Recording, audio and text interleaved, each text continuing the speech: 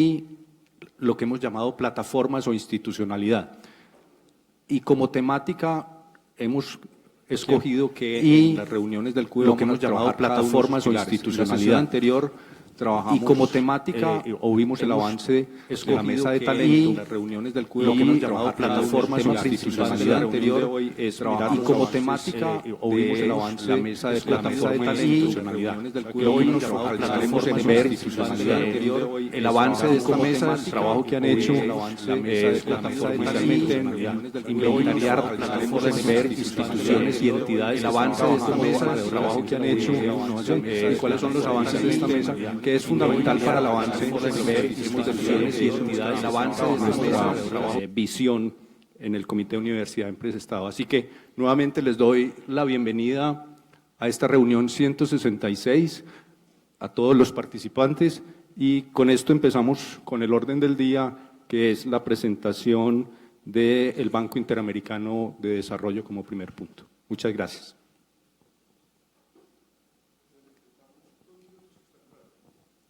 Démosle los 2 minutos porque si no, no tenemos presentador.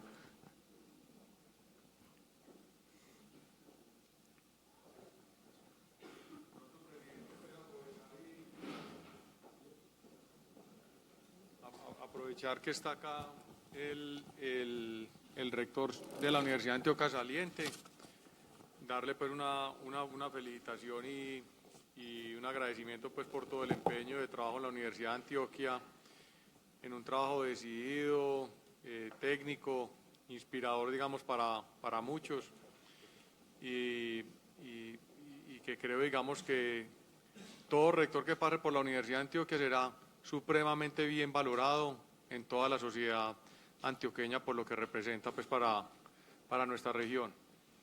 Y a John Jairo, rector, pues acabo de ser elegido, pues desearles pues todos los éxitos, unas felicitaciones, y que cuente pues con todo el Comité de Universidad, Empresa, Estado y con todas estas personas que están acá y poderlos rodear para que tenga una muy buena gestión. Sí, me uno a las palabras de Juan Camilo, a Mauricio, agradecerle por todo el interés, su apoyo, su participación. Esperamos que nos siga acompañando y ayudando con su consejo y visión en todos estos temas, y a John Jairo también bienvenido, y el apoyo de la universidad ha sido fundamental y seguirá siendo fundamental en el desarrollo del CUE. Así que vamos a hacer un cambio en el orden del día para avanzar con la agenda. Entonces, si quieren… ya. De todas maneras… ¿Sí?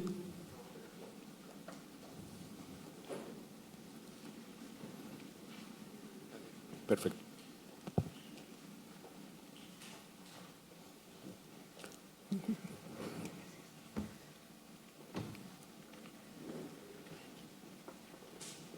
Buenos días. Sí, entonces seguimos entonces con el orden del día previsto como estaba establecido, y tenemos entonces ahora la presentación del Banco Interamericano de Desarrollo. Bienvenido, muchas gracias.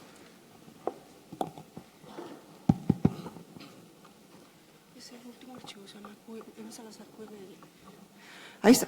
Buenos días. Allá, y algo para pasar.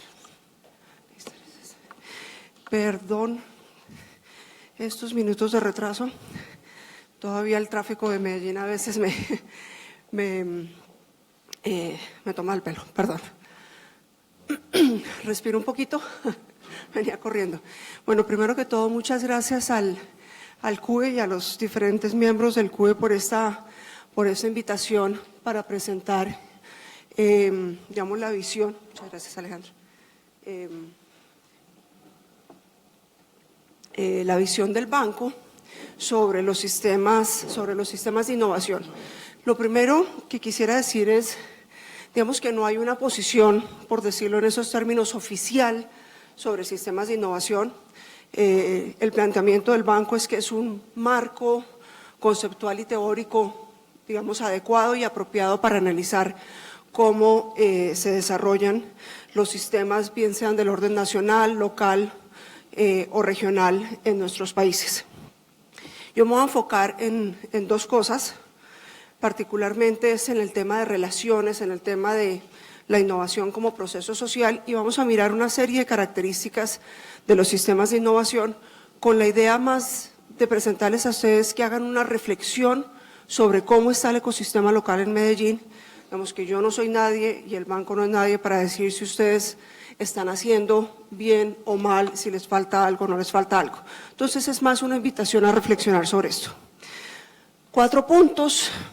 Lo primero, ¿por qué son importantes las relaciones?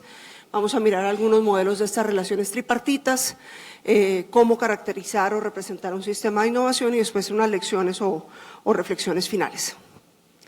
Yo, ¿por qué siempre arranco con el tema de relaciones? Y es que muchas veces cuando hablamos de innovación estamos pensando en tecnología y definitivamente la innovación es mucho más que tecnología y realmente la innovación es un proceso social y por eso es que las relaciones al interior de un ecosistema son tan importantes.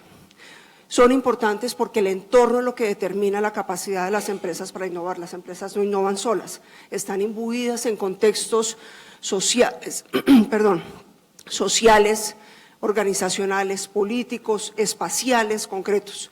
Y hago énfasis en la parte espacial porque muchas veces vemos la innovación desde esta perspectiva nacional y macro y realmente la innovación ocurre aquí, en el territorio, en el local, con esta interacción entre las empresas, las universidades, otros actores, el gobierno, etcétera. Entonces, estas capacidades de innovación realmente son sostenidas por comunidades locales y de ahí la importancia de las relaciones. Otro elemento fundamental cuando hablamos de la innovación como proceso social son los aprendizajes. Si no hay aprendizaje, y son aprendizajes normalmente interactivos y acumulativos, no vamos a poder desarrollar y sostener en el tiempo estos procesos de interacción. Y aquí incluyo otra palabra y es el tema evolucionista. La teoría de innovación hoy en día claramente establece que son procesos nuevamente interactivos y acumulativos y evolucionistas. No estamos pensando en que ya logramos algo y ahí nos quedamos. Hay una serie de elementos de dependencia y de recorrer caminos juntos, que es lo que hace que sea exitosa la innovación. Pero obviamente relacionarse no es un proceso fácil y todos lo sabemos en nuestro día a día. ¿Sí? Hay una serie de obstáculos que nos enfrentamos todo el tiempo. Y en el área de innovación obviamente nos enfrentamos con esos obstáculos también. Primero porque muchas veces no nos conocemos. Digamos que el caso de Medellín tal vez es uno de los más atípicos precisamente por espacios como el CUE y otros tantos que tiene la ciudad. Pero inclusive hay veces se desconocen los programas que tiene el gobierno u otras entidades y eso hace difícil ese proceso de relacionamiento. La desconfianza es otro factor que dificulta las relaciones, el que a veces las expectativas, los objetivos y los resultados de los diferentes actores que se van a relacionar son diferentes. Y esto se suma a que los tiempos muchas veces son diferentes. Algo que oímos todo el tiempo decir es que el tiempo de la universidad es muy diferente al tiempo de la empresa. Todo eso va generando descalces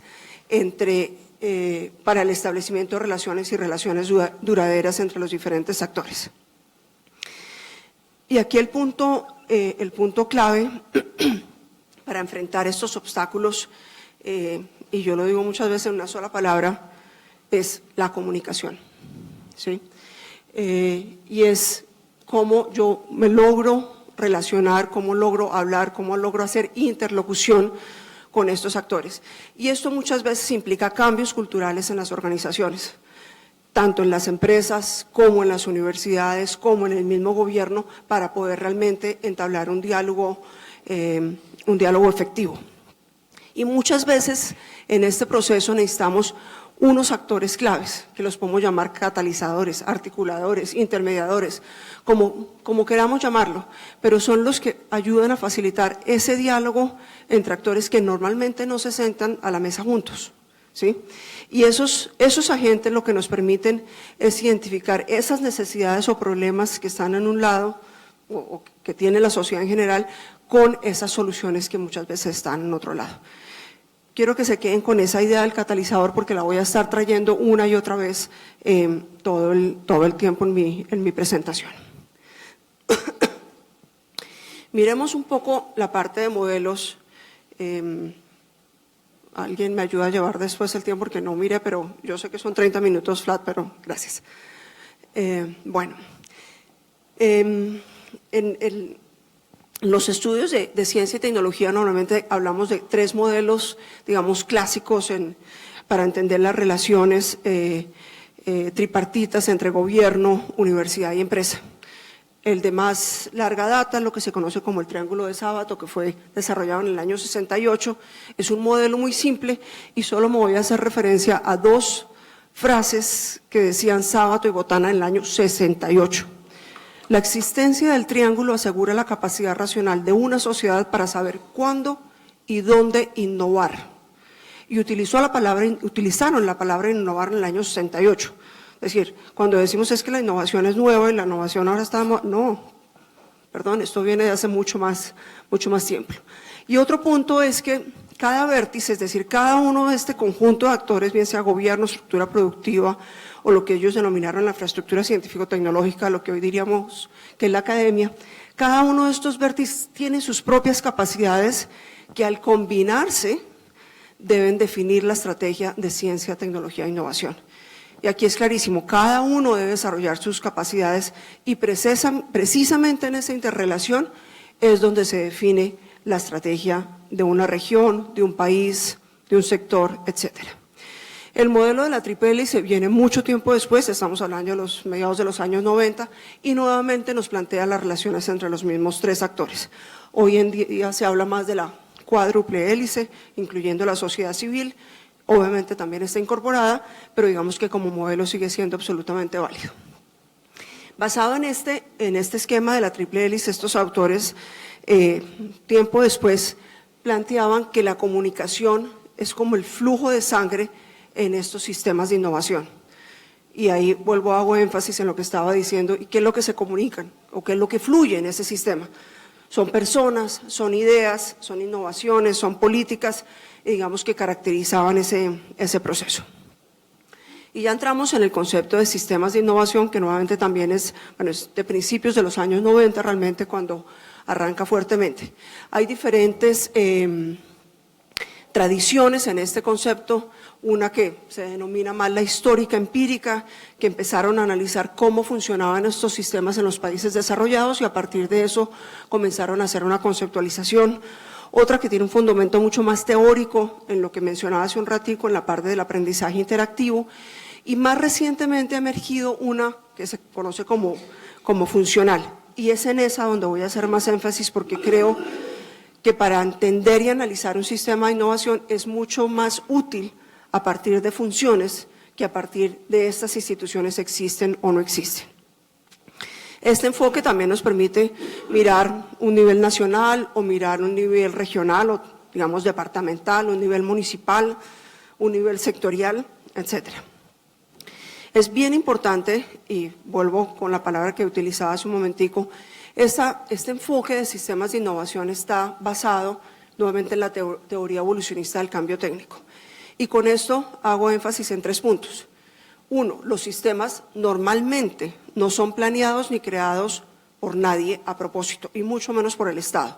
Es decir, de alguna manera surgen de manera espontánea, por decirlo así, o como parte de un proceso evolutivo de las comunidades. Al ser evolucionistas, o al estar basados en evolucionistas, es claro, y el enfoque lo dice, no hay un modelo ideal.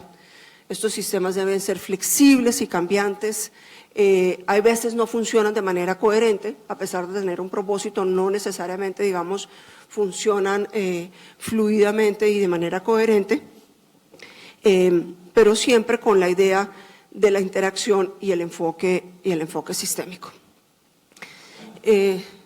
Probablemente algunos de los que están aquí, que me hayan oído hablar antes, esta es una gráfica que me encanta usar, que yo creo que es la más comprensiva a la hora de presentar lo que está detrás de la idea de tener un sistema de innovación. Este particularmente está pensado en un país más que en una región, pero creo que aquí vemos los diferentes elementos. Lo primero, digamos que este es obviamente el centro, estos 3 actores son el centro. Arnold y Kuhlman lo llaman el sistema político, donde está el gobierno, donde están los esquemas de gobernanza y las políticas de ciencia y tecnología. Después encontramos el sistema de educación e investigación con sus diferentes actores, tanto desde la educación universitaria, técnica y superior, y la parte de institutos de investigación, y lo que es ya el eje del sistema, que deben ser las empresas grandes, las empresas pequeñas, las empresas nacientes fundamentadas en tecnología o con base tecnológica. Para que el sistema funcione, obviamente necesitamos una infraestructura de base que apoye a todos estos actores, desde banca, todo el sistema de propiedad intelectual, las entidades de apoyo a la innovación, todo lo que tiene que ver con estándares y normas. Y hay también un contexto económico, digamos, que es fundamental para que el sistema, pues digamos, es lo que le da el entorno, digamos, condiciona todo el entorno del sistema. Normalmente en estos gráficos de sistemas de innovación no es frecuente encontrar este grupo aquí de intermediarios, y nuevamente era lo que hablaba hace un rato de los catalizadores que ayudan a que particularmente, aunque no exclusivamente, esta relación entre el sistema de educación y las empresas se haga de manera más efectiva. Estos mismos actores, digamos, desarrollaron posteriormente un poquito más el esquema, pero es básicamente lo mismo. Aquí pues encontramos algunos elementos adicionales,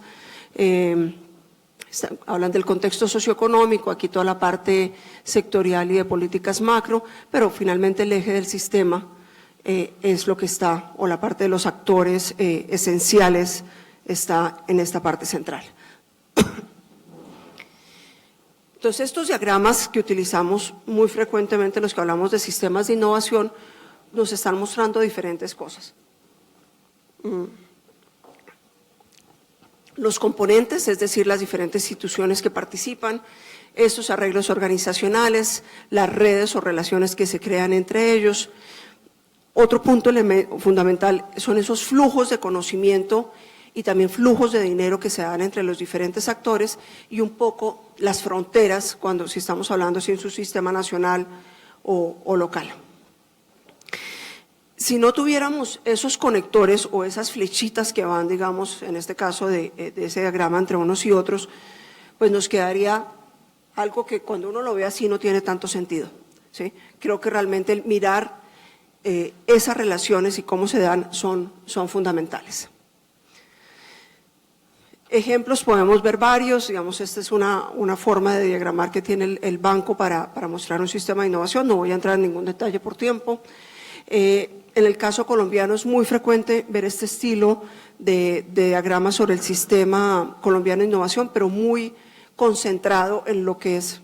Yo no creo que nadie realmente logre leer lo que está ahí, pero lo pueden mirar en el informe de la OECD sobre el sistema de innovación de Colombia, muy enfocado en las entidades públicas, es bastante frecuente verlo, o como este caso de Chile, nuevamente también mucho énfasis en la parte de sector público, en los arreglos públicos, y simplemente quedan la base las empresas, los individuos y otros agentes.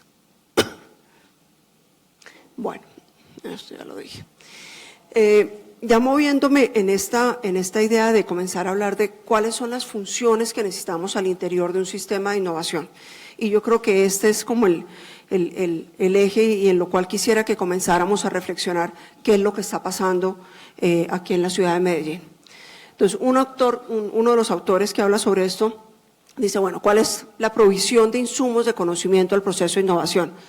Entendiendo como los dos insumos esenciales, investigación y desarrollo y formación de talento humano. Pero también tenemos que mirar cuál es la demanda que hay de este conocimiento, tanto en nuevos productos y, digamos, una forma de crear mercados a través de requisitos de calidad en nuevos productos.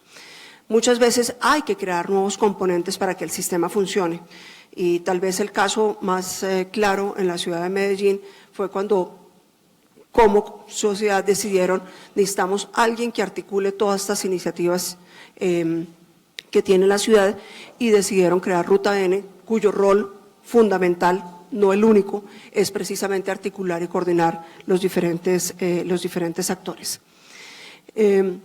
Otro elemento, o digamos, otra de las funciones clave son todos los servicios de apoyo a la innovación. Cuando arrancaba decía la empresa no innova sola, es porque realmente necesita una cantidad de entidades que le ayuden en ese proceso. Bien puede ser servicios de incubación, servicios de calidad y metrología, obviamente el financiamiento de sus proyectos. Muchas veces tenemos las ideas, pero no están los recursos. Y digamos que todo eso hace que las funciones y las instituciones se vayan desarrollando. Esta es otra manera de mirar funciones. Obviamente, en un sistema de innovación, si no hay también emprendimiento y emprendimiento innovador, pues ahí tenemos un vacío importante.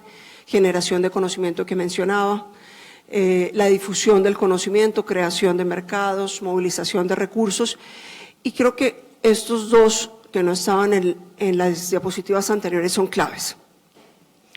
Uno, que haya un propósito, ¿sí? Particularmente en sistemas más del orden local, más que nacional, es fundamental tener ese propósito y un lineamiento claro.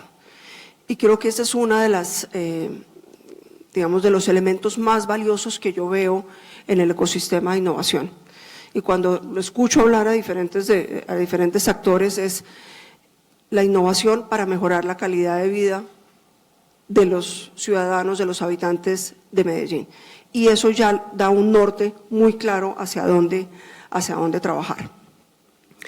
Otro punto es el de legitimidad.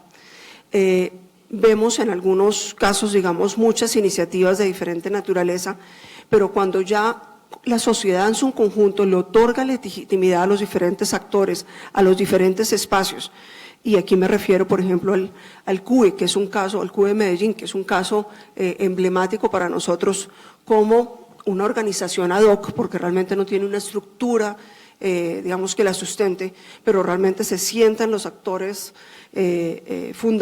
principales, claves de la ciudad, a discutir y a ver qué está pasando. Eso es una clara muestra de la legitimidad que tiene, llamémoslo, el movimiento de innovación en una ciudad como Medellín. ¿Sí? Eso creo que es la mejor muestra, digamos, de un ecosistema vivo, dinámico, alineado, coordinado, pues que está produciendo una serie de resultados. Otras formas de ver qué está pasando en un ecosistema es mirar lo que la literatura habla de fallas sistémicas. Esto simplemente les queda como referencia, no voy a mirarlas de ninguna manera.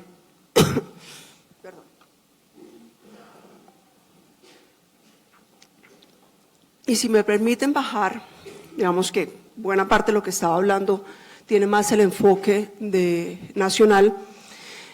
Cuando empezamos a analizar los ecosistemas locales, y arranqué diciendo lo importante y el poder de lo local, pues es aquí donde encontramos, digamos, esos elementos que nos permite decir por qué el ecosistema de Medellín es diferente al de Barranquilla, o es diferente al de Bogotá, o es diferente al de Bucaramanga, etcétera.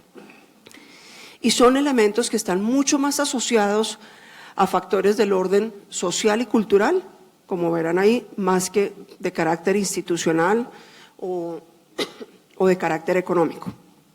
Sí. Obviamente, el que un ecosistema local de innovación pueda no pueda existir, pueda crecer, es cuando claramente hay una identificación o una cultura común que lo pueda promover. Es decir, en todas las ciudades hay una cultura, sí, pero esa cultura realmente es pro-innovadora o no es pro-innovadora. Entonces, digamos que hay una característica fundamental. El tema de la comunicación, nuevamente hablo, en cualquier región normalmente se empiezan a generar unos códigos comunes de comunicación, y no me estoy refiriendo al acento paisa, es mucho más que eso, ¿sí? De cómo realmente establecen las relaciones y la comunicación en una ciudad y en una región. Buena parte de estos códigos están basados en la confianza, en la construcción de capital social. Obviamente la proximidad física hace que esto realmente se dé, por eso cuando hablamos del nivel nacional, estos elementos quedan un poco diluidos y uno no logra entender por qué esto es tan importante a la hora de construir un ecosistema de innovación. ya pensando más en instituciones, normalmente cuando hay ecosistemas muy dinámicos encontramos una organización o un polo fuerte de desarrollo en esa ciudad. A veces puede ser una gran empresa que jalona, o es una universidad de investigación que es muy fuerte, o es un parque científico-tecnológico, es decir, pueden ser diferentes tipos de organizaciones, pero algo que realmente jalone a toda la ciudad. Entonces, si miramos el caso Medellín y me van a decir, después de toda esta carreta que ha echado, solo tiene una diapositiva Medellín, pues sí, pero creo que ahí se resume, digamos, cómo veo yo y cómo ve el banco de lo que está pasando aquí en la ciudad de Medellín. Lo primero es que realmente reconocemos que hay un ecosistema muy dinámico, muy bien articulado alrededor de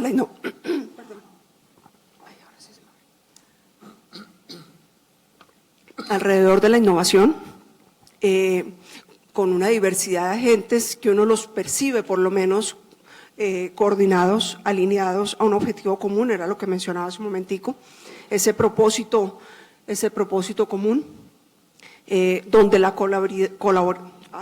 colaboración universidad-empresa la ve uno en diferentes espacios, en proyectos y una cantidad de actividades, donde se cuenta con una cantidad de organizaciones de soporte para que esto funcione. Seguramente me están faltando una cantidad ahí, pero por lo menos, digamos, menciono las principales, como el Centro de Ciencia y Tecnología de Antioquia, Créame, Tecnova, el mismo Ruta N, etcétera. El tener el plan de ciencia y tecnología a largo plazo es otro de los elementos clave, es decir, realmente hay un futuro al cual se le está apuntando con un propósito común que fue construido participativamente con diferentes actores y eso le da una mayor legitimidad. Obviamente el liderazgo que uno ve en la ciudad de Medellín, tanto de los niveles políticos, empresariales, sociales y cívicos, es clave y nuevamente pues el CUE es una clara muestra de que eso existe. Y déjenme cerrar esta diapositiva con el tema del Distrito de Innovación. Mencionaba hace un momentico lo del Polo de Desarrollo y creo que el Distrito de Innovación, el proyecto de Distrito de Innovación que están impulsando la Alcaldía Ruta N y la Universidad de Antioquia, pues yo creo que va a ser un detonante muy importante en la ciudad. Ya hay muchas cosas pasando, pero eso realmente, digamos, daría un impulso muy, muy grande al ecosistema local.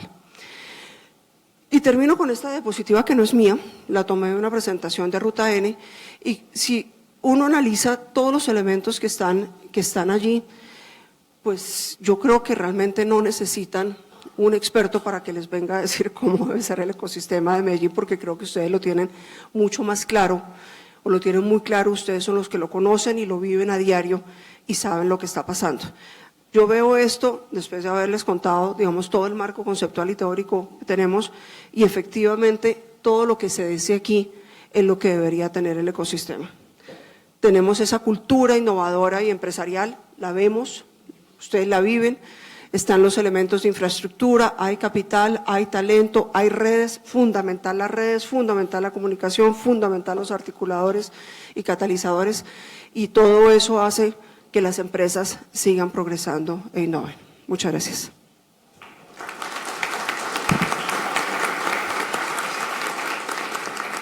Muchas gracias. Esta presentación es el marco perfecto para el tema del CUE de hoy, que como lo he dicho es el tema de plataformas e innovación. Yo tal vez haría una pregunta específica y es en el papel del BID. O sea, aquí hay una visión teórica y hay un análisis, pero además de esa función de mapear y dar esos elementos teóricos, ¿qué otro rol cumple el BID en estos sistemas de innovación?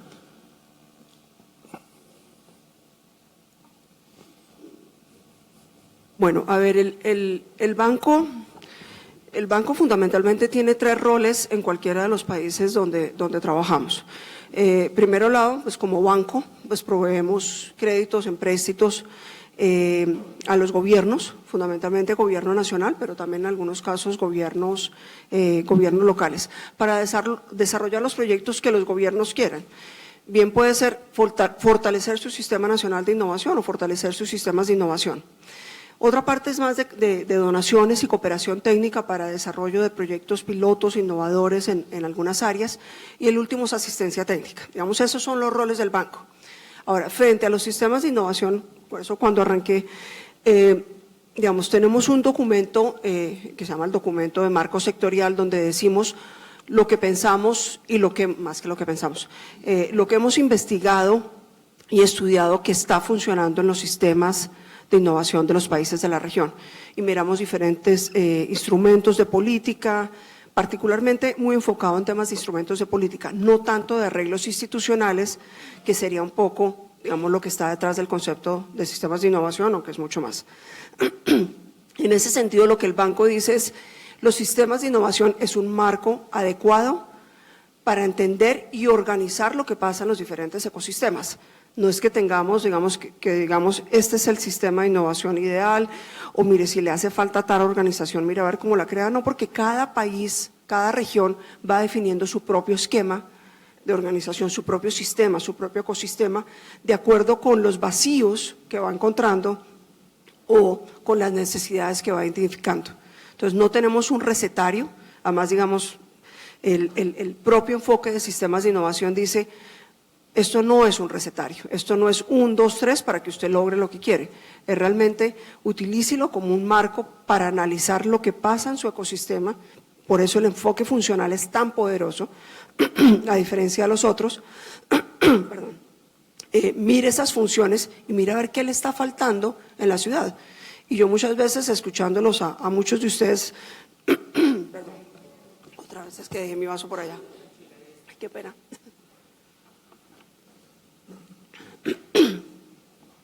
Escuchándolos a varios de ustedes, de pronto decían, no, es que nos dimos cuenta que realmente había vacíos para el financiamiento, para la inversión de capital en empresas innovadoras. Bueno, entonces miremos a ver cómo creamos esos fondos de capital. O, no sé, ahorita es el ejemplo que me viene a la cabeza, pero muchas veces a muchos de ustedes los he escuchado diciendo, nos está faltando esto en la ciudad, miremos a ver cómo lo creamos. Y creo que esa es la parte esencial. Pues no, el banco no va a decir, creen esto, hagan esto, ese no es, digamos, como nuestro rol. Perfecto, muchas gracias.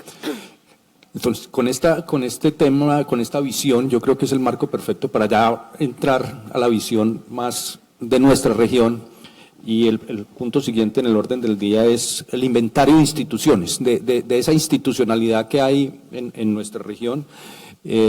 Y vamos a ver ese análisis ya de mirar las entidades que están participando en todo este ecosistema de ciencia, tecnología e innovación. Adelante.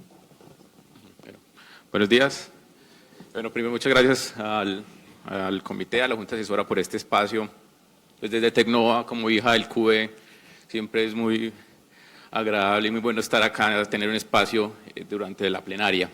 Bueno, entonces, hoy tenemos 15 minuticos, como decía el presidente, para entender un poco qué está pasando en la región, ¿cierto? Veíamos un poco los modelos teóricos. Voy a hacer un énfasis en la palabra de avances, es un tema que estamos en construcción. Estamos construyendo porque a partir de la conformación de las mesas en el comité empezamos a ver que el sistema es un poco complejo y es difícil de navegar. Entonces es necesario empezar a entender quiénes son los actores de este sistema. Entonces, Tecnova, dentro de su rol en el sistema, que es de conectar para lograr que esos actores logren la transferencia entre ellos, tanto academia como sector productivo y sociedad, pues veníamos pensando, bueno, para lograr esas conexiones, ¿qué necesitamos? Bueno, lo primero, siempre con un enfoque de oferta-demanda, ¿qué se necesita cada uno de los actores? ¿Quiénes son? ¿Qué demandan y qué ofrecen? Pero solamente entender el quiénes son, pues no nos permite entender cuáles son su infraestructura y capacidades que ofrecen, pero sobre todo lo más importante, yo creo que es como la misión de entender ese inventario, es conocer cuáles son las potencialidades que tenemos como sistema a partir de las capacidades y cuáles son las brechas, qué nos hace falta para lograr ese propósito que tenemos como región. Entonces, Aquí lo que nos imaginamos, ¿cierto?, es un poco como un partido de fútbol. Al inicio hay una serie de actores donde cada uno tiene una definición, cada uno es delantero, defensa, mediocampo y portero. En la medida que vamos avanzando, pues esto se mezcla un poco. Es natural, ahora nos decían, es un tema de evolución, vamos evolucionando, pero en la medida en que esto se cruza, pues ya no es tan fácil distinguir quién hace qué. Ya hay que tener un poco de experticia para saber quién es el delantero, quién es el mediocampo y cuál es su juego dentro de ese partido. Entonces, es necesario empezar, luego de este tiempo que llevamos evolucionando, bueno, ¿dónde estamos? Y cada uno, cuál es su posición y qué es lo que está haciendo por el sistema. Entonces, empezamos a ver contexto en Colombia. Cifras de Colciencias, tenemos 5.200 grupos de I+D+I reconocidos, son bastantes en Colombia, 13.000 investigadores reconocidos, no son todos los investigadores, sino los que a través de la última convocatoria que dio sus resultados finales en diciembre, reconoció 13.000, y a diciembre 31 existían 104 actores reconocidos, que ahorita vamos a escribir un poco quiénes son como esos actores. Entonces, eso nos empieza a escribir un poco la complejidad de entender y la magnitud de lo que estamos hablando, de entender cada uno qué hace, es bastante difícil. De esos 104 actores reconocidos, tenemos centros de desarrollo tecnológico, centros de investigación y unidades de I+D+I de las empresas, donde tenemos 45 de I+D+I de las empresas, 23 centros de desarrollo tecnológico y 36 centros de investigación. Antioquia representa el 23% de esos 104, es decir, son 24 instituciones repartidas entre estos tres tipos de actores. Entonces, como ven, el tema de entender quién es quién, qué ofrece, qué demanda, pues es bueno, ¿cómo empezamos? El año pasado, la Cámara de Comercio, junto a ILITM y Parque-I, el Grupo de Investigación en Ciencias Administrativas, pues realizaron un estudio que es una aproximación para empezar a entender quiénes son esos actores, qué están haciendo y cómo se empiezan a relacionar, ¿sí? Ese estudio se realizó entre el 23 de septiembre del 2016 y el 30 de enero del 2017. Es importante tener las fechas ahora para un contexto frente a cómo también ha ido evolucionando la política de actores. Esta investigación pues, estuvo muy enfocada en encontrar para instituciones de educación superior, centros tecnológicos y de productividad, incubadoras, aceleradoras, grandes empresas y otras entidades del sistema, mediante un proceso de entrevistas. A la final se hicieron 68 entrevistas, ir entendiendo cada uno que tiene en talento, productos tecnológicos, entre otros. Eso dio en 68 organizaciones inventariadas, repartidas entre organizaciones de promoción a la ciencia y la tecnología, centros de investigación, organizaciones de educación superior y centros tecnológicos. De esas 68 organizaciones hay 158 grupos inventariados. De este mismo informe hay cerca de 700 grupos de investigación en el Valle de Aburrá. Entonces tenemos una muestra de 158 de 700 cercanos en la convocatoria del 2015. Los resultados del 2017 se están también ya procesando para tenerlos más actualizados. Algo interesante de este estudio inicial es 63% de esas instituciones no comercializan sus productos. Y los primeros elementos como que empezamos a ver de esos por qué no lo hacen es, primero, su orientación a investigación básica, es clave. La dificultad en esa atracción de recursos para las etapas iniciales, intermedias y los procesos de escalamiento que no permiten pasar de esa investigación a una tecnología que pueda empezar a ser apropiada desde el mercado. Y hay desconocimiento en algunos de los actores de esa cadena y sus procesos de gestión tecnológica que permitan llevar a mercado esos resultados. Como les decía, este estudio se hizo a cierre del año del 2017. A diciembre del 2017, Colciencias aprueba la resolución 1473 que aprueba la política de actores del sistema. Entonces, en esa política de actores empieza a generar como los campos de juego.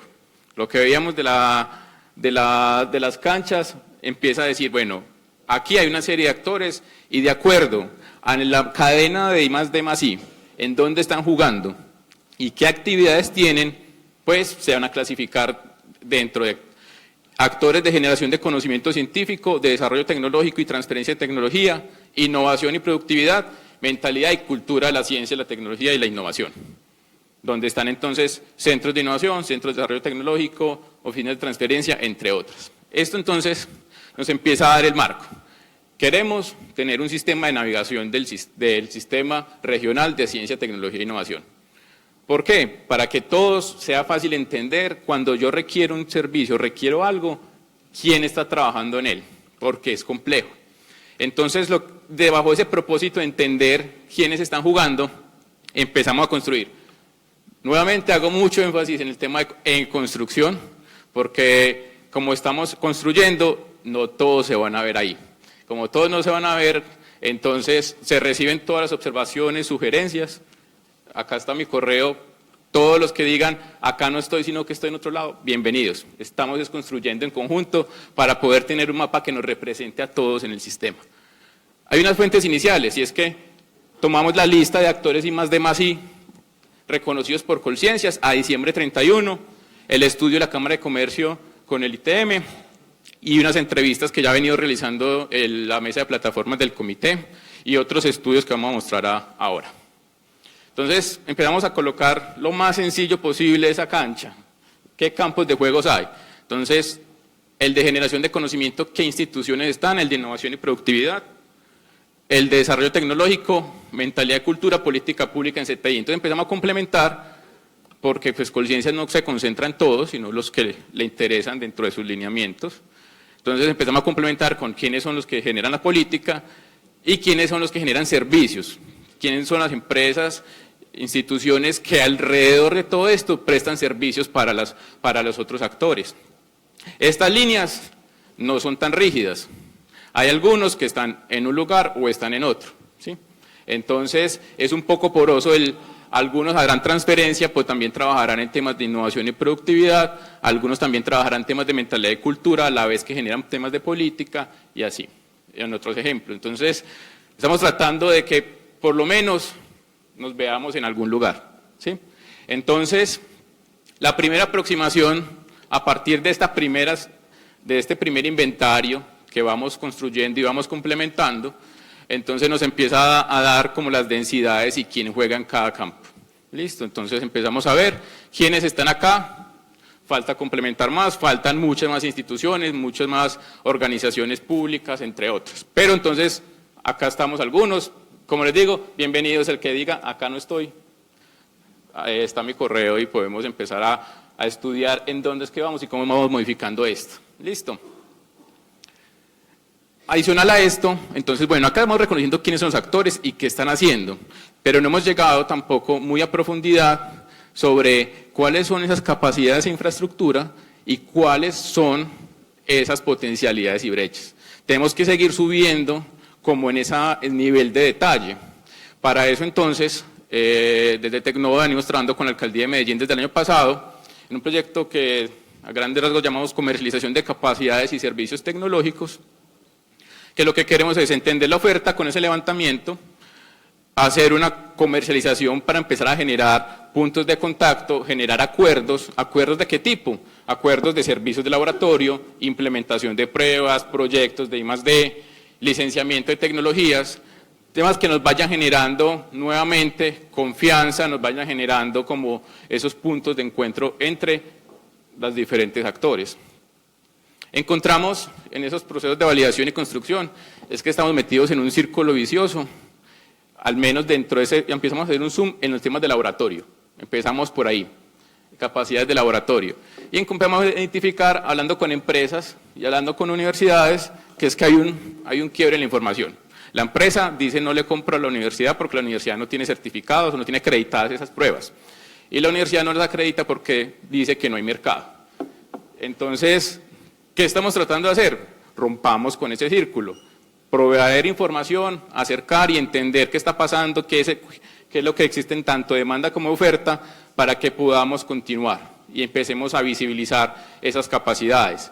En esa caracterización inicial, gracias a una información que nos compartió el G8 de laboratorios, con una muestra de 80 laboratorios empezamos a entender qué hay, cuántas pruebas. Entonces estamos hablando de qué instituciones, cuántas pruebas tienen. Estas, como nuevamente inicial, estamos complementando este año con todas las instituciones de educación superior del área metropolitana para seguir aumentando esa caracterización de qué es lo que tenemos y qué nos hace falta, de en qué áreas estamos tan enfocados. Vemos la oferta que se tiene en temas ambientales, sobresale que el tema de industria sea poco en la región, solamente 155 pruebas de ese inventario. Y a partir de ahí, entonces, también hicimos un trabajo con la demanda que nos empieza a dar luces de qué está pasando y por qué no se relacionan. Cuáles son las percepciones e imaginarios de un lado desde la demanda para no adquirir servicios desde las universidades. Los temas que algunos conocemos como temas de certificación, los temas de agilidad, los procesos administrativos, las negociaciones de propiedad intelectual, que si bien hemos avanzado, todavía falta mucho por trabajar, y temas ya en cuanto al servicio y la calidad del mismo. Todos estos temas, pues, digamos que a la final nos genera una serie de oportunidades de qué tenemos que hacer para seguir entendiendo y seguir profundizando en ese conocimiento. Y es que primero hay que empezar a generar acuerdos, porque la forma de poder quitar esas percepciones preconcebidas de que es lento, no me sirve, no es repetible, no tiene acreditación, o del otro lado no hay, pues hay que empezar a generar flujo de información y generar acuerdos específicos. Hay que empezar a hacer visibles los actores, empezando pues por este mapa y seguir mostrando qué es lo que hay para que todos conozcan y qué es lo que tienen cada uno, y empezar a dimensionar esa demanda, entenderla y que la oferta empiece a ajustarse para que poco a poco vayamos entendiendo potencialidades y brechas de acuerdo a lo que tenemos. Entonces, esa es como la primera aproximación del avance de lo que tenemos del inventario. Vamos a ir construyendo. Bienvenidos. Por favor, nos escriben para seguir complementando toda la información y depurando de la mejor manera. Muchas gracias.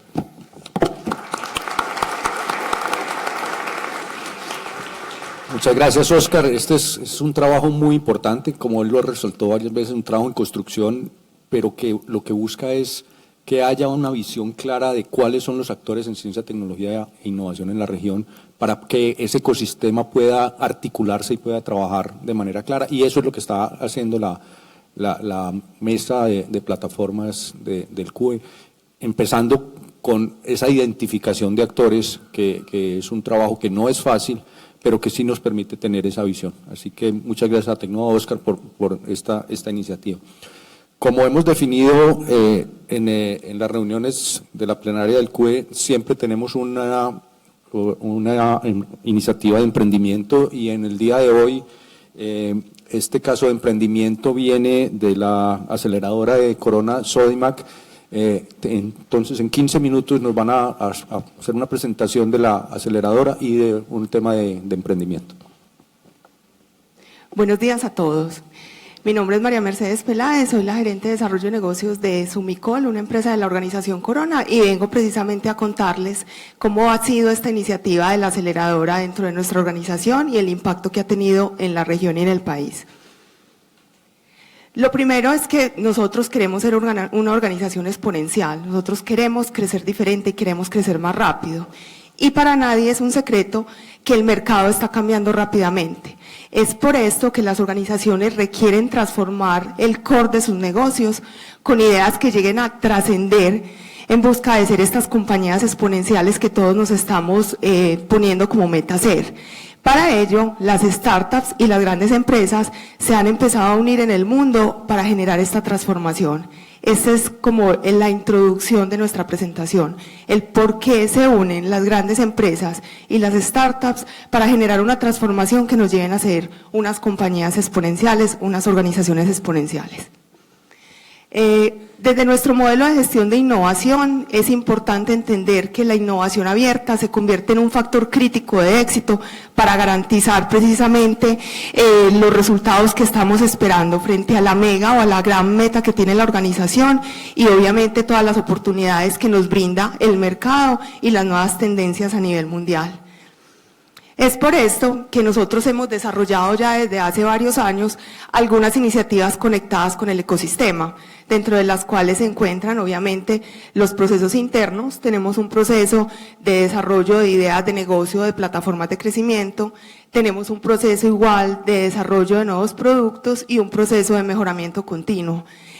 Para todos estos procesos, pues desarrollamos algunas alianzas, hemos desarrollado spin-off como Nexentia, una spin-off con la Universidad de Antioquia, hemos desarrollado algunos proyectos internos con startups y hemos tratado de crear un fondo de capital de riesgo. Igualmente, trabajamos muy de la mano con proveedores que hemos definido son estratégicos y que nos van a ayudar obviamente a cerrar algunas de las brechas.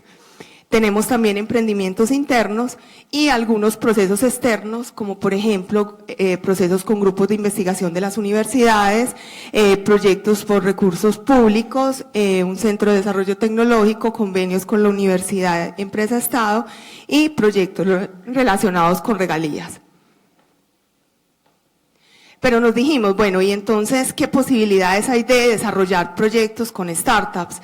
Y nos dimos cuenta que con una startup, pues podríamos, o con un grupo de startups, podríamos desarrollar algunos servicios que nos ayuden a cerrar algunas brechas o algunos retos del negocio, que también podríamos trabajar con startups que consideremos que van a ser importantes para desarrollar nuestro core y por eso invertir en ellas, o que podemos desarrollar unas actividades específicas para cerrar retos dentro de la organización y mantener activos a los actores del ecosistema.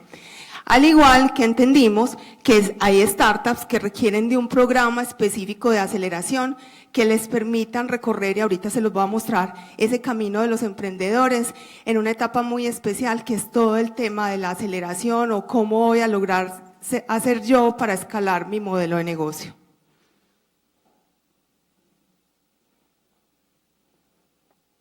Entonces, la aceleradora Sodimac Corona es la primera aceleradora corporativa del país.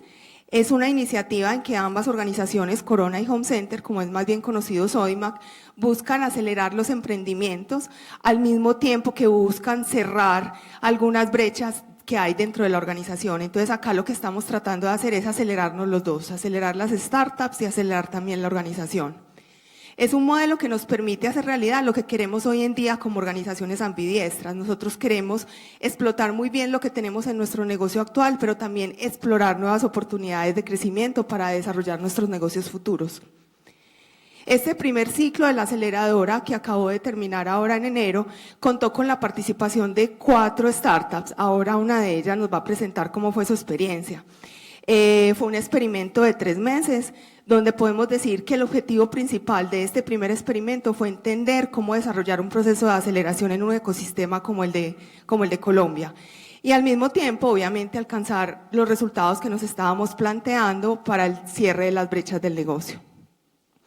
Nuestro interés no es solamente seguir creciendo como compañía, nuestro interés también es, y yo creo que es el más fuerte, ser motores del crecimiento de nuestro país. Esa es la parte más importante que vemos en este proceso de aceleración.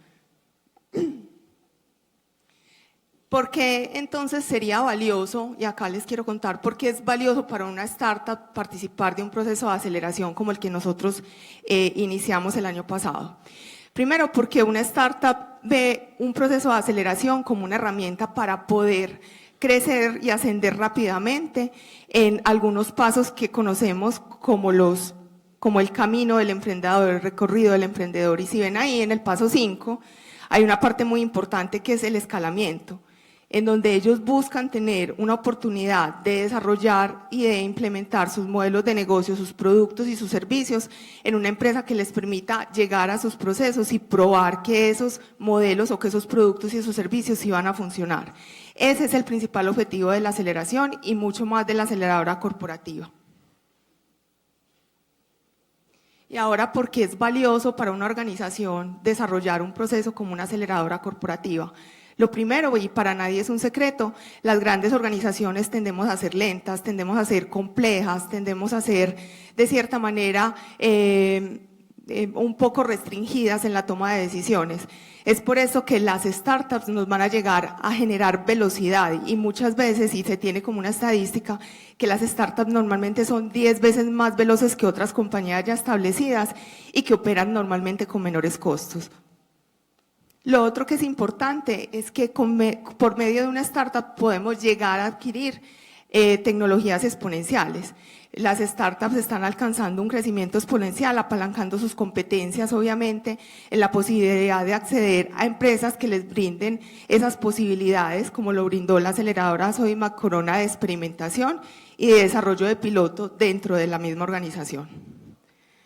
También porque genera una conexión entre las capacidades internas que tiene la organización y la innovación externa. Recuerden que ahorita les decía que un factor crítico de éxito de nuestro modelo de gestión de innovación ha sido el Open Innovation. Entonces, el desarrollar una aceleradora corporativa nos ha permitido potencializar esa conexión que hay entre las capacidades que nosotros como organización tenemos y todas esas capacidades y el potencial que tienen las startups para desarrollar conjuntamente con nosotros. Y finalmente, pues accedemos de forma rápida y económica y flexible no solamente a tecnologías, sino también a una transformación cultural. Este tema de la transformación cultural dentro de las organizaciones es fundamental. Nosotros venimos desde hace varios años trabajando en todo un tema de cultura de innovación, de ADN, el innovador al interior de nuestra organización, y esta iniciativa ha potencializado mucho la creación y la generación de esa cultura de innovación. ¿Por qué entonces una aceleración corporativa, una aceleradora corporativa dentro de un ecosistema de emprendimiento como el que tenemos nosotros ahora? Primero, porque nos permite impulsar startups para desarrollar soluciones para nuestros clientes, para promover una mentalidad emprendedora dentro de la compañía y obviamente para contribuir al desarrollo del ecosistema externo. Además, esta aceleradora corporativa se fundamenta en desarrollar unas convocatorias con un plazo de tiempo establecido, por medio del cual hacemos unas mentorías, entregamos un método, damos un espacio físico, entregamos también una inversión y todo lo que la startup requiera para desarrollar el crecimiento de su producto, de su servicio y de su modelo de negocio. Genera beneficios como ¿qué? Obviamente como atracción del talento soportado en un ecosistema local del emprendimiento como el que tenemos nosotros. Genera un puente entre la empresa y las startups que de cierta manera tienen formas de trabajo diferentes, pero que cuando se unen se potencializan mucho esas formas de trabajo.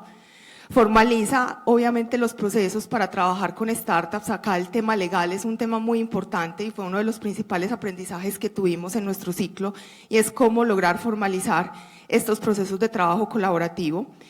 Tenemos acceso a las últimas tecnologías y a tendencias internacionales de la mejor calidad y además potencializamos nuestra marca como un imán en el ecosistema para atraer cada vez mejores startups. ¿Qué hemos querido nosotros entonces? Movilizar la organización por medio de esta aceleradora empresarial como una herramienta que fomente la cultura de innovación dentro de nuestra organización mediante todos estos procesos que les he contado, el tema de mentoría, emprendimiento interno y obviamente atracción del talento.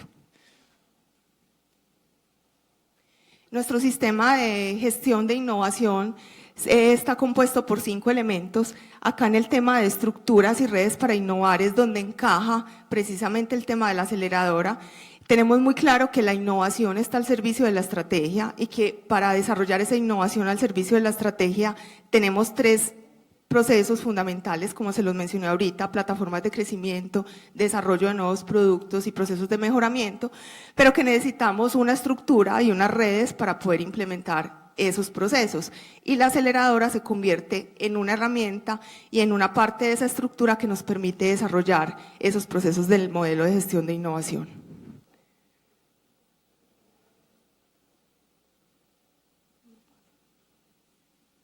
Este es el grupo que inició la aceleradora corporativa. Este es el espacio que tenemos hoy en el Centro Industrial de de Sabaneta, de la organización Corona, algunos de los integrantes del equipo inicialmente. Estas fueron las 4 startups que participaron en este primer ciclo de aceleración. Ahorita va a venir Carlos Salazar de Pitman y nos va a contar su experiencia. Tuvimos también a Fourier cerrándonos un reto de logística B2B, a Things by Pragma cerrando una brecha en cuanto a experiencia del cliente en nuestros hipercentros Corona, y a Lifted cerrando una brecha de logística B2C en todo Home Center.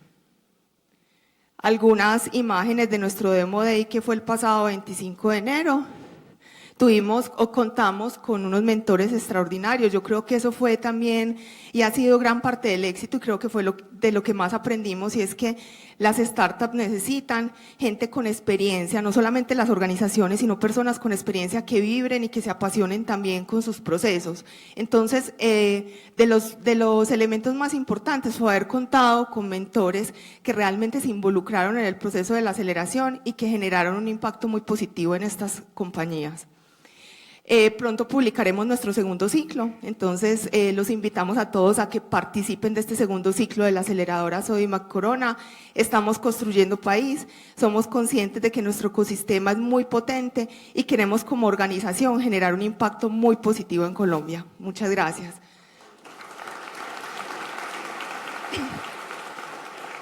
Voy a introducir entonces a Carlos Salazar. Carlos es el CEO de la empresa Pitman, una de las compañías, como les acabo de contar, con las que desarrollamos nuestro primer ciclo de aceleración, y él nos va a hablar de cómo fue su experiencia en este primer ciclo de la aceleradora y también qué es Pitman. Gracias, María Mercedes, y muchas gracias al comité por este espacio. Quiero contarles muy brevemente de nuestra experiencia en el proceso de aceleración con Corona, porque es un tema pues que está más que alineado con el tema discutido hoy en el comité. Para empezar, llegar al proceso de aceleración con simplemente unas capacidades y unos productos en donde decíamos, somos muy buenos en Internet de las Cosas, somos muy buenos en Big Data, y con eso hemos creado unos productos que se están trabajando en sectores como sectores de construcción, sectores de centros comerciales, retailers, pero enfrentarse al proceso de aceleración y más pues con organizaciones tan grandes nos permitía sentirnos más o menos así, o sea, como nos están invitando a solucionar un reto, pero en ese reto cabe cualquier cantidad de cosas, porque lo único que dicen es, con las 2 cosas que ustedes manejen, mejóreme la experiencia de cliente en las tiendas físicas. Es algo que agobia un poco y nos permitía también pensar no solo en el agobio, sino en las posibilidades que podíamos tener, en que podemos soñar, y que simplemente con el uso de las herramientas tecnológicas y la innovación podíamos llegar a solucionar retos que verdaderamente el mercado estaba pidiendo. Es allí donde lo primero que dijimos es decirle, mire, traemos este producto, el producto PitMotion, que lo que va a hacer es que les permite a través de sensores medir cómo se mueven los visitantes a los espacios comerciales y entender mejor esa dinámica. Primera cosa, uno dice, ya traigo la solución, y que le digan a uno desde una corporación, eso ya puede que no sea lo que esperamos. Empieza uno a ver que lo que iba a pasar era que nos iban a exigir mucho más que traer un producto terminado, sino ver cómo verdaderamente hacíamos innovación en conjunto. Entonces allí empezamos a tener una visión global, de pensar qué podíamos generar y aprender de los maestros, en este caso pues Amazon ha roto paradigmas con la disminución de fricciones en los procesos de compra. Y es allí donde quisimos enfocarnos, cómo con la tecnología que traemos y el conocimiento que nos ponían a disposición a través de los mentores y a través de la apertura total de la organización, poder llegar a disminuir esas fricciones del comprador en las tiendas físicas y empezar a hacer algo que para nosotros fue increíble, que fue que pudiésemos ensayar en tiendas, y más la disposición organizacional. Y les voy a contar caso así puntual, nos hicieron sentir más o menos como unos rockstars. Uno llegaba a Corona y desde la persona de la cafetería hasta la persona que hace el aseo, hasta el gerente, sabían quiénes eran. Y entonces eso lo que indicaba era una transversalidad del proceso, que estaban enamorados y que nos estaban poniendo a disposición y que nos permitieron hacer locuras. Lo que hicimos fue entonces empezar a combinar las tecnologías para poder entender cómo calificaban los clientes a la tienda en los diversos procesos. Si a eso también le combinábamos qué pasa con los clientes dentro de la tienda, a través de sensores medir el comportamiento de cómo, en cuántos ingresan, dónde están, cuánto tiempo pasan, entender toda esa dinámica, y si también le combinábamos dónde están los vendedores, podíamos tener una información que nos identificaran las fricciones y puntos de fricción y poder generar accionables para ello. Todo eso en el papel sonaba muy fácil, pero teníamos que impactar positivamente la amabilidad, que es una de las calificaciones que más tenían. Para ello, entonces, empezamos a idear, proceso de innovación, idear, iterar y que nos permitiesen hacer. Nos fuimos para las tiendas a trabajar de la mano con los vendedores y a ponerle cosas como esos corazones, para que la gente votara y dijera si sí estaba de acuerdo, no estaba de acuerdo, y poder empezar a tener ya interacciones. Ese es un reto grande que tenía la organización, que era permitirnos poder afectar o positiva o negativamente la tienda, pero estaban dispuestos a hacerlos. Y ahí empezamos a poder iterar. Primer experimento que fracasó, en el sentido de que no funcionó, pero es allí donde uno dice, están comprometidos y permitiéndonos hacer. Después iteró y pudimos identificar puntos rojos y verdes de calificaciones a través de análisis de información que ellos ya tienen. Si además de eso podíamos medir el tiempo de espera que tienen los visitantes, ya con la combinación de los sensores que tenemos, poder identificar cuáles son las horas de mayor tráfico, cuáles son las horas en que más atención requiere, empezó a tomar forma cómo podíamos aportarle a la organización en términos de que operativamente fueran más eficientes. ¿En qué? En la asignación de personal de apoyo y en conocer cómo se distribuían dentro de la tienda sus visitantes en las diversas zonas que pueden llegar a tener y poder tener un mayor conocimiento del cliente y con eso volver más eficiente su proceso. ¿Qué tal si también le llevamos la tecnología de decirles no solo cómo se mueven dentro de la tienda, sino desde qué lugares de la ciudad vienen? Eso ya era tener un conocimiento un poco mayor del cliente y poder permitirle a la organización ya no solo tener decisiones internas en términos de eficiencia operativa, sino también de comunicaciones, porque yo voy a saber desde dónde están viniendo mis clientes, con qué tiendas estoy compitiendo internamente y poder tener un mayor acercamiento de aprovechamiento del mismo. Todo esto fue lo que llegamos a entregarles de cómo interactúan en la tienda. Por último, lo que queríamos poder ofrecerles era decir, si conocemos dónde están los vendedores, empezamos a mirar cómo hacíamos tracking de esos vendedores. También fue un proceso muy bonito, porque nos tocó irnos para la tienda, hacer un proceso de co-creación, y voy citando todo eso que hicimos porque es toda innovación pura para invitar a los vendedores a que nos dijeran cómo querían y cómo quisiesen que fueran medidos, para que en vez de que lo vieran como una herramienta nociva, pudieran ver que estaban rompiendo paradigmas internamente y con ellos buscar la solución que pudimos implementar al final, que fue diseñar una tecnología con la cual pudiéramos hacerle tracking en las zonas en las que estaba sin que ellos se sintieran coartados. Entonces fue un proceso muy bonito que hicimos con la tienda y con ello poder generar ese conocimiento ya total y pasar de tener simplemente una información completamente desestructurada a conocer muy bien el comportamiento de cada tienda y generar impactos positivos, en donde llegamos a empezar a trabajar simplemente con una de las áreas y al final estamos hasta mandando mensajes de textos predictivos para que puedan mejorar el servicio y decirles, en 60 minutos necesitas más cajeros, en 60 minutos necesitas una persona más en pisos y poder con eso generar esa experiencia positiva del cliente. Como les decía, empezamos a llegar con nuestro primer mentor, que esa es otra de las cosas que agradecemos, la gerente de experiencia de compra. Esa gerente de experiencia de compra vio que teníamos posibilidad de escalar más y entonces ya fuimos a la gerente de BI, en donde vieron que podían explotar más la información. Y el gerente de BI ya nos dijo, vámonos para el gerente de... ¿Esto qué le pasó? De eficiencia y productividad. Y lo que va mostrando esto es que dentro de la organización se vivió un proceso que cualquier proceso de aceleración requiere, es que tenga tracción, porque se logró impactar la organización internamente, no solo en una área, sino en áreas transversales que permitieron que mercadeo, BI, experiencia de compra tuviesen impactos positivos y con eso poder generar que el proceso de aceleración fuera eficiente, no solo para ellos, sino para nosotros. Como cualquier modelo, tiene que terminar en un modelo de negocio. Un proceso de aceleración no puede ser solamente de mentoría y no puede ser solamente de que aprendan. Entonces, se creó un modelo de negocio en donde no solo vamos a tener un fee mensual, sino que va a haber una co-creación, adaptación constante. Se genera una relación estrecha en donde estamos trabajando, nosotros aportamos parte de nuestro conocimiento y ellos el conocimiento del negocio y con eso pues poder llegar a tener mucha más escalabilidad. Pitman es una empresa que nació desde el ecosistema, o sea, me enorgullecía mucho escuchar que hablaban de que venimos de una articularidad. nacimos desde Capital Semilla, del municipio. Después pasamos por Parque del Emprendimiento, por convocatorias de apps.co y cerramos, digamos, nuestro ciclo de aceleración con Corona, en donde no solo recibimos una oportunidad de aprender, sino de escalar verdaderamente. ¿Por qué? Porque con Home Center, como organización, ya no solo vemos la oportunidad del negocio a nivel regional, sino que se está hablando ya a nivel de Latinoamérica. Y tener como, la foto quiero que la vean, no es un cliente, se volvieron unos aliados y por supuesto que nos permitieron verdaderamente hacer un proceso de aceleración que impactó muy positivamente nuestra organización y que ya tenemos presencia con ellos en 5 ciudades importantes. Espero haber sido ilustrado, pero decir que es un proceso bastante enriquecedor para las empresas, los startups y para la misma organización. Muchas gracias. Muchas gracias, Carlos. Continuamos entonces con el avance de la mesa de plataformas e institucionalidad.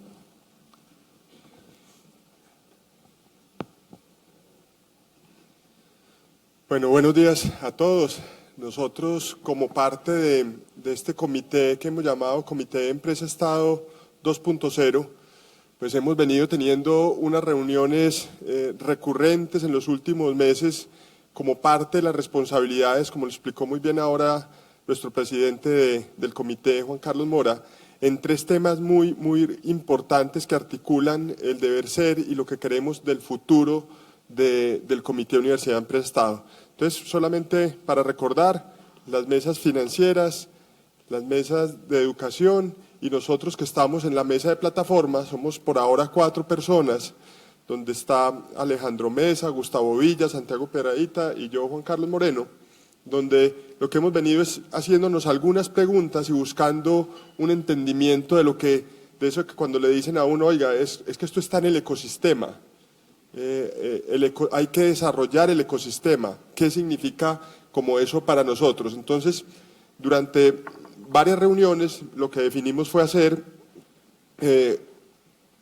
un inventario, conocer mejor los actores que hay y tuvimos hace 2 o 3 semanas la oportunidad de sentarnos con 10 actores importantes donde les hicimos unas preguntas que nos permitieron sacar algunas conclusiones.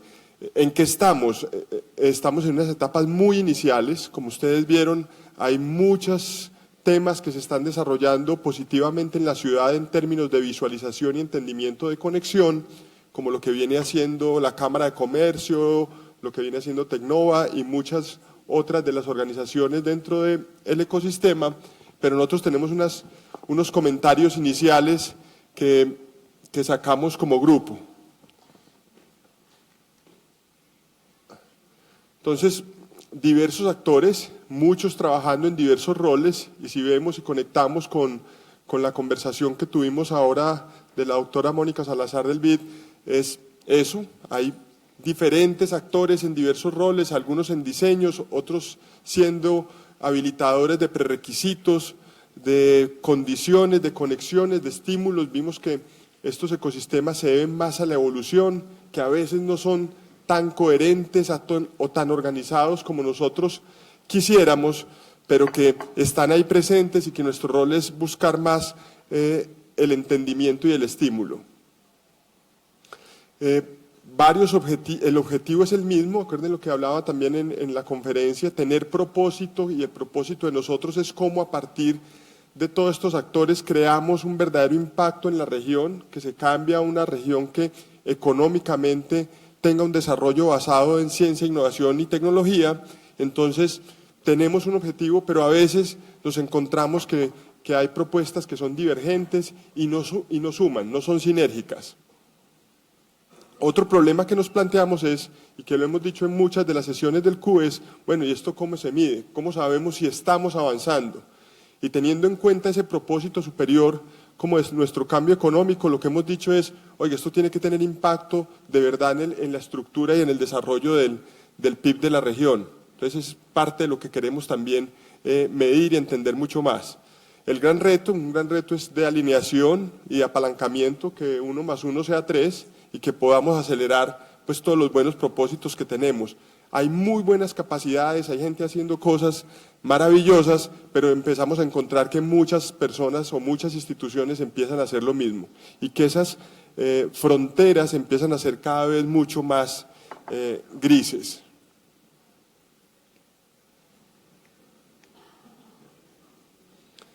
Como ejemplo, nosotros llevamos varios años sentándonos aquí los primeros viernes de cada mes. Creo que hay bastantes iniciativas durante estos últimos 15 años en términos del desarrollo de la ciudad y tenemos cosas que todavía son muy interesantes como desde la génesis, pero que todavía le faltan impacto. Si nosotros vemos el desarrollo del PIB de Antioquia y comparado con el de Colombia, casi que hay una línea que coincide y que no muestra ese desmarque que nosotros necesitamos como región de lo que pasa en el país. Las tasas de desempleo, aunque reduciendo, todavía tenemos una tasa de desempleo que es de doble dígito y una tasa de desempleo que, como ustedes bien lo saben, tiene una gran oportunidad en las personas jóvenes. Esta es la estructura del PIB, aquí hay, perdón. Esta es la estructura del PIB, si vemos desde el 2004 al 2016 las últimas cifras, no vemos unos cambios estructurales en el PIB, nosotros lo que vemos